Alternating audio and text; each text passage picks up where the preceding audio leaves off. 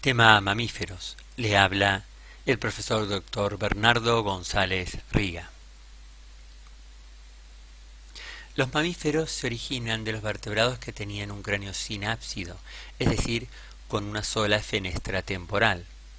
Los terápsidos fueron los sinápsidos más avanzados y dieron origen a dos grupos: los dicinodontes, grandes herbívoros de hasta 3 metros de largo, y los sinodontes, de pequeño tamaño, principalmente carnívoros y omnívoros.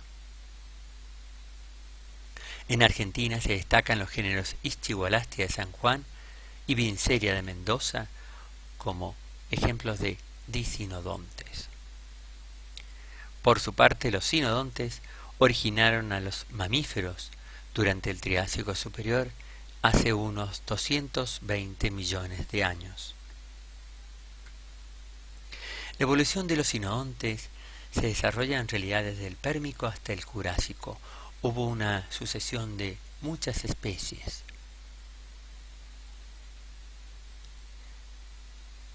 Pero luego, ya en el Triásico, quedan solamente dos clados, Cynognathia y Probainognathia. Los Cynognathia continúan hasta finales del Triásico, cuando finalmente desaparecen, mientras Probainognathia da lugar a los verdaderos mamíferos. Las relaciones de los primeros mamíferos con otros grupos aún están sin resolver. Los sinodontes experimentaron significativas modificaciones en su esqueleto. Por ejemplo, en el cráneo, los huesos yugal y escamoso forman la arcada o el arco cigomático, importante lugar de inserción de los músculos masticatorios, maceteros y pterigoideos. También adquieren una dentición heterodonta, donde se reconocen incisivos, caninos, molares. También aumenta el volumen de la caja craneal y desarrollan un paladar secundario. En este caso, esta función está relacionada con el perfeccionamiento de la masticación, el incremento de la tasa respiratoria y la necesidad de realizar ambas actividades al mismo tiempo, es decir, alimentación y respiración. Aquí vemos el cráneo y una ilustración, una reconstrucción en vía de Probainognathus, un dicinodonte de la formación Chañares del Triásico de la cuenca Ischigualastia-Villa Unión, La Rioja, San Juan, Argentina. Es importante estudiar las articulaciones mandibulares y el hueso del oído entre los sinodontes y los mamíferos. Por ejemplo, en los reptiles, la articulación mandibular se produce entre los huesos articular de la mandíbula y el hueso cuadrado del cráneo. En los mamíferos, en cambio, la articulación se produce entre los huesos dentario y escamoso. ¿Por qué? Porque los huesos articular y cuadrado pasan a formar parte del oído medio, llamándose martillo y yunque, respectivamente. Interesante es pues estudiar formas como Probainognathus, antes mencionada, porque poseen una doble articulación mandibular, la típica articulación de los reptiles entre los huesos cuadrado articular y la típica articulación de los mamíferos entre los huesos escamoso y dentario. En el esqueleto postcraneano también se operan modificaciones importantes. Observamos una mayor zonación en la columna vertebral, se desarrolla un diafragma muscular que tiene que ver con una mayor eficiencia en la respiración y una tendencia a la verticalización de las extremidades. Los sinodontes perdieron sus escamas y desarrollaron pelos para mantener su temperatura corporal. De hecho, se transformaron en animales endotérmicos. También desarrollan glándulas mamarias para alimentar a las crías. Uno de los rasgos fundamentales de los mamíferos con respecto a los reptiles es la alta tasa metabólica. En efecto, un mamífero consume 10 veces más alimento y oxígeno que un reptil de igual tamaño. Esto le permite mantener ritmos elevados de actividad corporal y niveles constantes de temperatura interna. Esta estrategia termorreguladora se asocia a eficientes sistemas masticatorio, digestivo, respiratorio y circulatorio.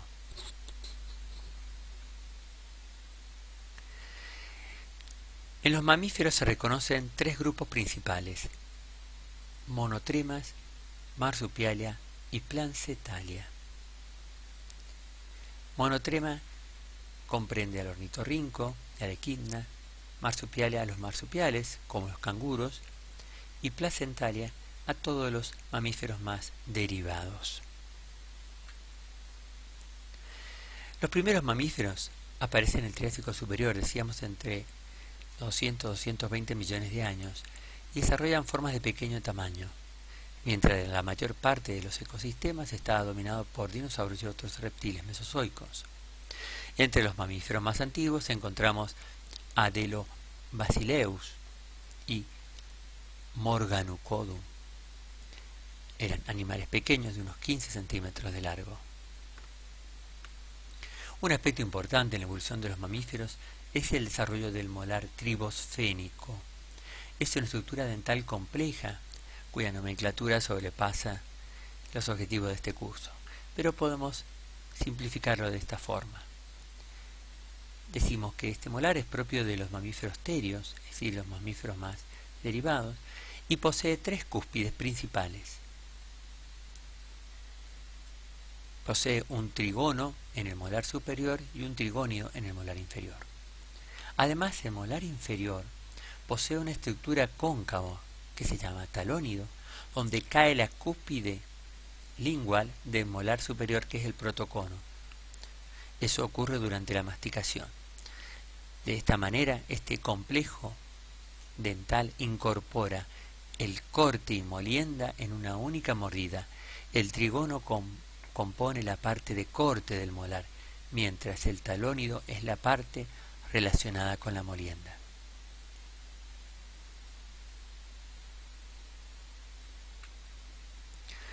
Los monotremas están representados hoy por el ornitorrinco de Australia y los equidna de Australia y Nueva Guinea.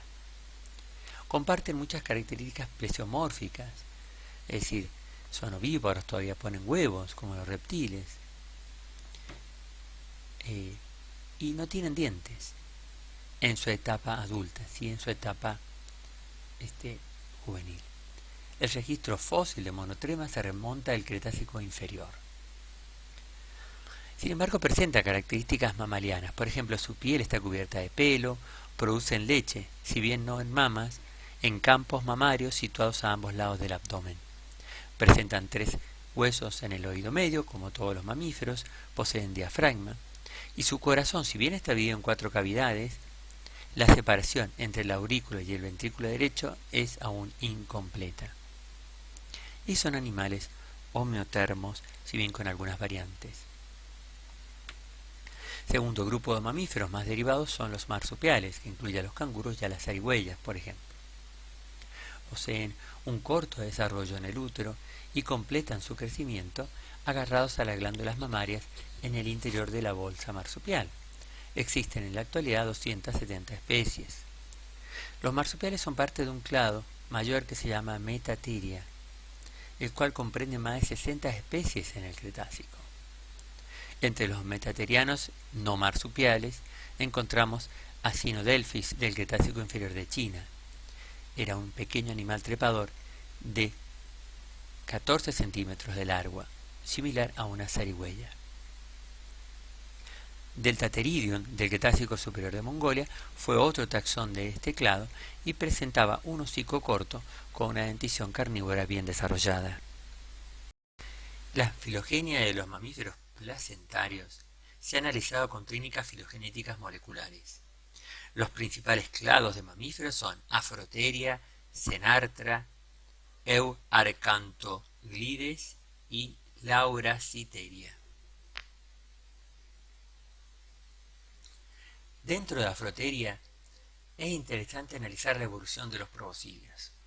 Como muchos de los grupos mamíferos, comenzaron con formas pequeñas y fueron aumentando de tamaño. Ese es el caso de los caballos, de los elefantes, de los rinocerontes. En el caso de los elefantes, aparecieron durante el Eoceno inferior. Las formas antiguas conocidas son Moeritherium. Tenía el aspecto de un tapir con incisivos, es decir, defensas, pequeños y una trompa corta. Luego los elefantes aumentaron de tamaño, alargaron sus incisivos y se extendieron por la mayoría de los continentes. Los de mayor tamaño fueron los Deinotherium, los mamuts y el elefante Paleoloxodon. En América del Sur, los proboscideos están representados por dos géneros de la familia Gomphotheridae, Cubeornis y Stegomastodon, los cuales se registran desde el Plioceno superior hasta el Pleistoceno superior. Es decir, habrían vivido en la región pampeana de Argentina entre los 17.000 y los 13.000 años antes del presente. Aquí vemos diferentes cráneos de elefantes, de Demodrotherium, Fioma, Gomphotherium y mamuts.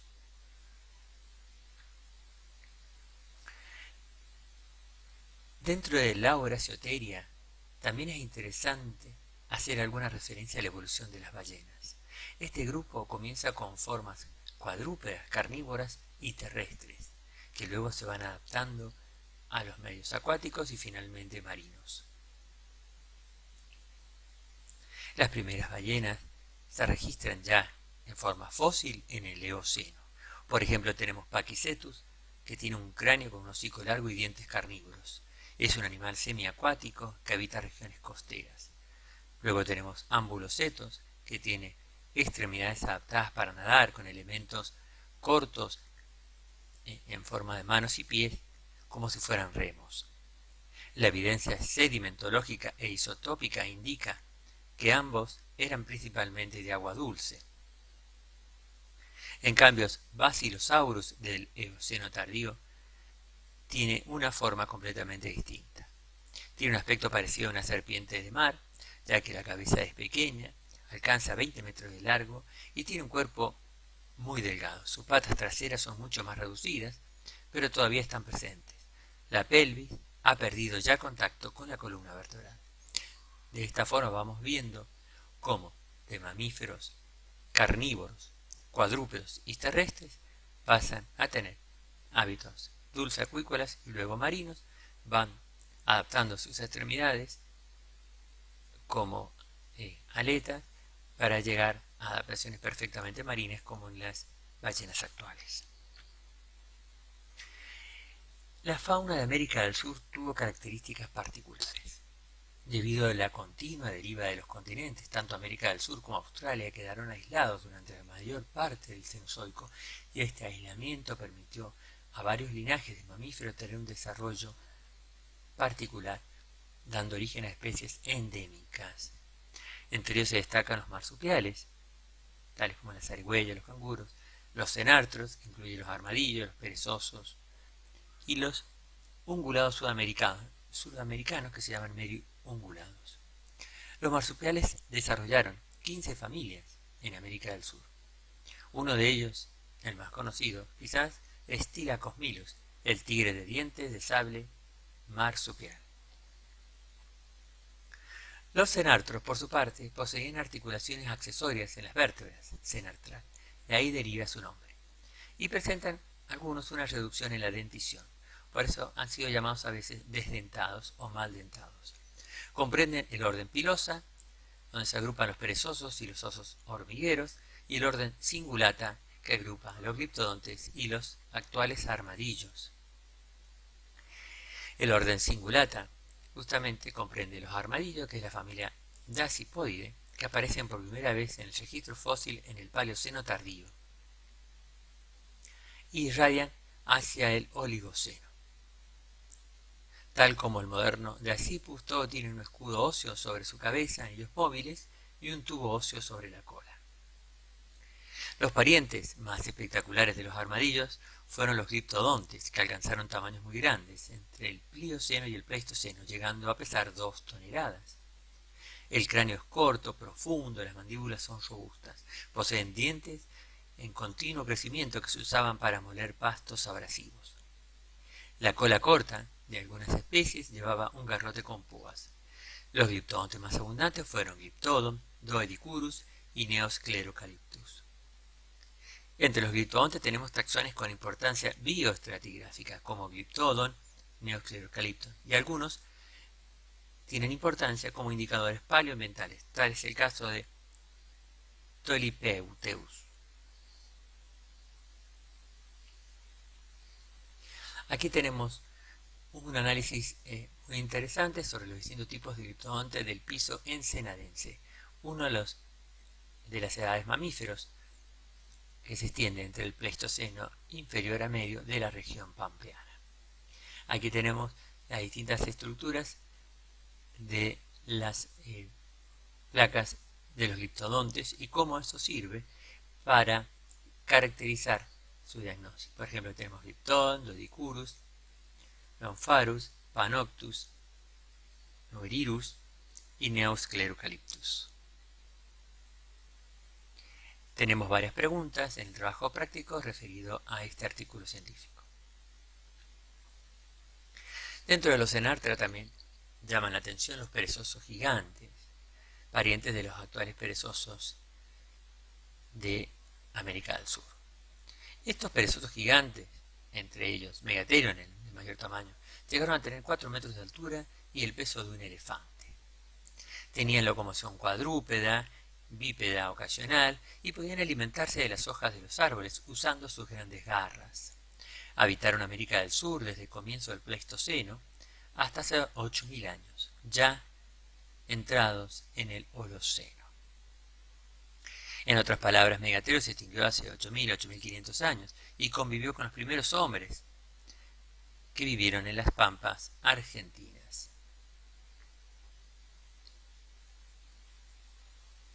También dentro de esta fauna sudamericana muy particular tenemos los ungulados sudamericanos agrupados como meridiungulados o ungulados del sur. Fueron mamíferos con pezuñas, con formas distintas a las de otras partes del mundo. Entre ellos se destaca Toxón, un animal robusto con aspecto de rinoceronte o hipopótamo, y Macrauchenia, un animal esbelto, corredor, con aspecto de guanaco pero con una trompa pequeña. Otros ungulados más extraños fueron los Astropotherion y los Pilotherion. Los Astropotherios se conocen desde el Paleoceno hasta el Mioceno tardío y poseen dientes caninos con forma de colmillos. Las formas tempranas son de tamaño modesto, pero Astropotherion del Oligoceno-Mioceno es tan grande como un rinoceronte. Tiene un cuerpo largo y patas cortas, y los incisivos sobresalen rectos al frente y pueden haber sido usados para excavar plantas acuáticas y raíces. A diferencia de ella, los pilotherios del Eoceno y Oligoceno también son animales grandes, similar al que alcanzaban los Astropotherios, pero el cráneo es corto y tiene incisivos anchos, más bien en forma de colmillos.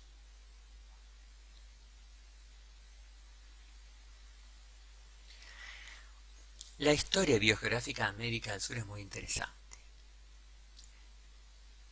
Los mapas que vemos en esta imagen muestran la posición de América del Sur durante el Cretácico inferior, hace 135 millones de años, el Eoceno medio, hace 50 millones de años, y el Mioceno inferior, hace 20 millones de años. Vemos como América del Sur va quedando separada en forma de una gran isla, la mayor parte del Cenozoico. Pero hace 3 millones de años se desplazaron hacia el norte perezosos, osos hormigueros, armadillos y gliptodontes, mientras que hacia el sur lo hicieron los tigres dientes de sable, jaguares, elefantes, ciervos, zorros, conejos y caballos. Es decir, tenemos hace 3 millones de años un contacto entre América del Norte y América del Sur y se produce un gran intercambio faunístico. Este es conocido como intercambio biótico americano. Esto produce un cambio en la composición de las megafaunas de mamíferos de ambos continentes. Entre ellos, por ejemplo, llega en América del Sur Smilodon, el famoso tigre dientes de sable, que compite, por supuesto, con las faunas autóctonas. Este intercambio faunístico favorece la extinción de muchas formas endémicas de América del Sur.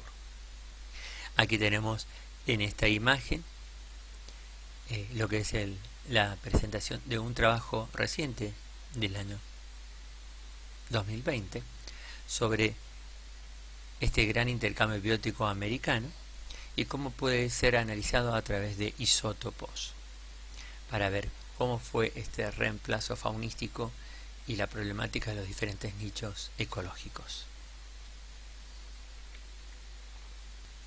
En el Pleistoceno tardío y el Eoceno temprano hubo un evento de extinción de características extraordinarias, cuando el 100% de las especies de megamamíferos notablemente abundantes, es decir, 37 especies con masa corporal superior a los 1000 kilos, y alrededor del 80% de las especies de mamíferos grandes, mayores a 44 kilos, se extinguió.